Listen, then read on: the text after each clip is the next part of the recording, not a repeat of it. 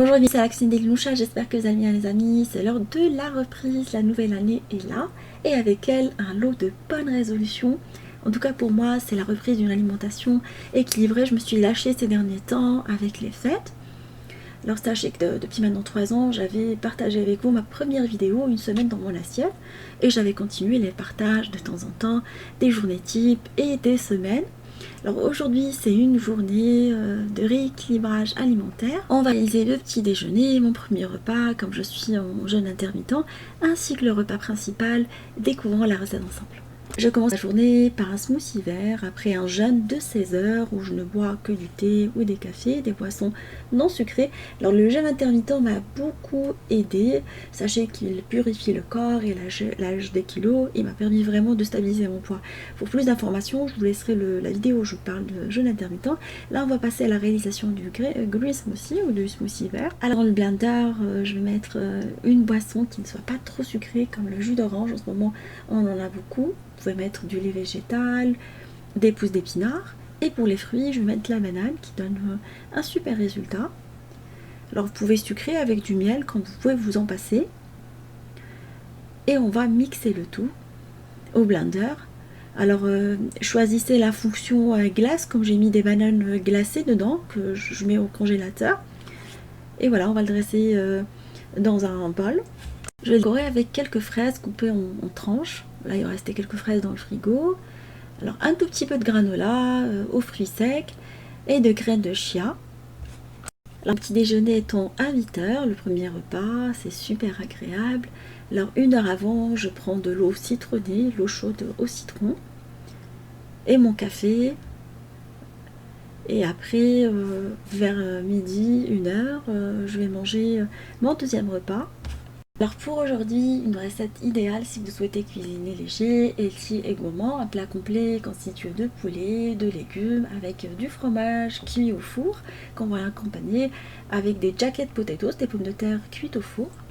Pour préparer la recette, je vais prendre des blancs de poulet entiers, je vais enlever le gras qui dépasse sur les côtés pour pouvoir pratiquer quelques incisions à l'aide du couteau sans aller jusqu'au bout pour pouvoir les farcir et les épicer. Alors le plat étant pour 3 personnes, pour ma fille, pour mon homme et pour moi. J'essaye de les inciter également à manger équilibré comme je peux, mais parfois c'est de la tentation, ils me demandent des plats beaucoup plus copieux. Du coup moi je reste souvent fidèle à mon rééquilibrage alimentaire. Parfois je vais vous proposer des recettes pour une personne et parfois c'est des recettes familiales pour toute la famille parce qu'ils ont accepté de manger avec moi. En ce moment je fais moins de sport que d'habitude, du coup j'essaye d'alléger l'assiette, mais je vais reprendre mon rythme normal très très bientôt à partir de demain. Je vais découper des tranches de tomates très très fines également. Alors essayer de les couper le plus finement possible pour pouvoir les introduire dans les incisions comme elles ne sont pas trop larges, parce qu'on va mettre de la mozzarella également. On va prendre les blancs de poulet qu'on va venir épicer. Alors on va saler et poivrer parce que le poulet étant fade, il est essentiel de bien saler et poivrer. Et on va introduire les petits morceaux de tomates qu'on vient de découper dans les incisions. Alors pour attendrir le poulet, je vais rajouter quelques tranches de mozzarella. Il me restait quelques tranches de mozzarella que je vais venir mettre dans les incisions également. C'est pas très calorique la mozzarella comme fromage, du moment qu'on ne va pas abuser comme tout. Alors, je vais en mettre juste un tout petit peu dans les incisions. Je vais essayer de bien les introduire. On va par la suite le mettre dans un plat à long four, comme on va le cuire au four, et l'arroser avec un petit filet d'huile d'olive, pas trop. La chair de poulet étant pas très calorique, si on la frit ou on la noie avec de l'huile d'olive, elle perd tout son intérêt nutritif. On va saupoudrer avec un mélange d'épices mexicains et on va les faire cuire dans un four préchauffé à 200 degrés, accompagné des pommes de terre. Alors pendant une trentaine de minutes, il faut compter 35 minutes, 30 à 35 minutes. Pour les pommes de terre, j'ai déjà procédé à une pré-cuisson pendant une vingtaine de minutes, 25 minutes à l'eau froide, salée. Et là, je vais les mettre dans le papier alu et je vais continuer la cuisson pendant une trentaine de minutes au four. Comme ça, on va voir les pommes de terre jacket qui vont accompagner le poulet. Je vais sortir le poulet du four et je vais venir le parsemer avec du fromage râpé, toujours de la mozzarella, pas beaucoup, de 30 grammes, 30 à 50 grammes pour les 2 tranches. Et on va le passer en mode grill, on va allumer le four en haut pour pouvoir griller le poulet, ainsi que les potatoes, les pommes de terre. Je vais remettre le tout dans un four préchauffé, toujours en mode grill à 240 cette fois-ci. Je vais laisser pendant 5 à 10 minutes. J'ai préparé une sauce d'accompagnement pour les potatoes.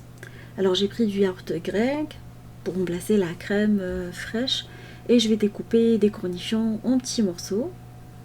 On va rajouter les cornichons dans les yaourts grec car je l'achète en grande quantité, du coup ça coûte moins cher. Essayez de le prendre allégé également. Alors on va mettre un tout petit peu de persillade provençale. Vous pouvez mettre des herbes fraîches. En ce moment j'ai pas d'herbes fraîches, j'ai pas fait les courses. Du coup je fais avec les moyens du bord. Un tout petit peu de jus d'orange. Vous pouvez mettre également du sel. Vous pouvez remplacer le jus d'orange si vous n'avez pas de jus de citron plutôt par du vinaigre également. Ça se marie très très bien avec ce genre de sauce. Alors une sauce qu'on peut utiliser également pour les salades. Elle est moins calorique qu'une sauce mayonnaise par exemple. Et comme légumes, on va utiliser des épinards hachés, congelés, auxquels je vais rajouter du pesto de roquette. J'ai déjà partagé la recette avec vous, sinon vous pouvez mettre juste du sel et du poivre et un tout petit peu d'huile d'olive. Et on va les laisser cuire pendant quelques minutes sur un feu moyen, pendant 6 à 7 minutes selon les indications du paquet.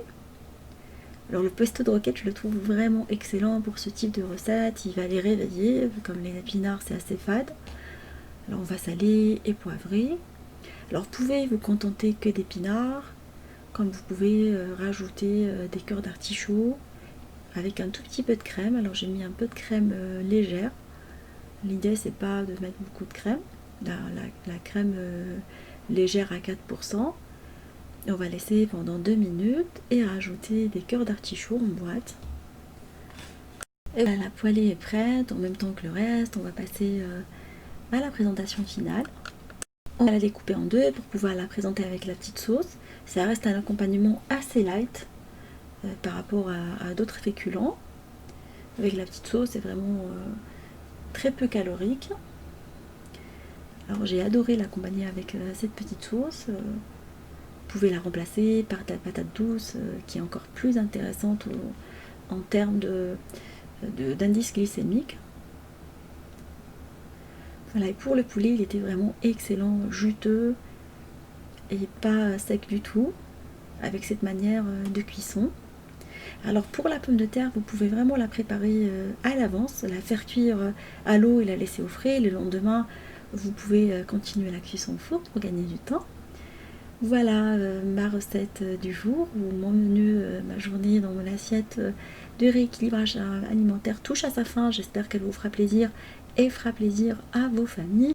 N'hésitez pas à inclure dans vos habitudes alimentaires des tisanes à base de citron vert et de gingembre, idéal pour booster l'immunité. C'est ce que je fais à chaque fois pendant la période d'hiver. Je vous fais des gros bisous d'amour, merci pour vos messages d'encouragement et on se dit comme d'habitude, on se retrouve sur la cuisine de Linoucha avec des nouvelles recettes, un voyage culinaire et à bientôt.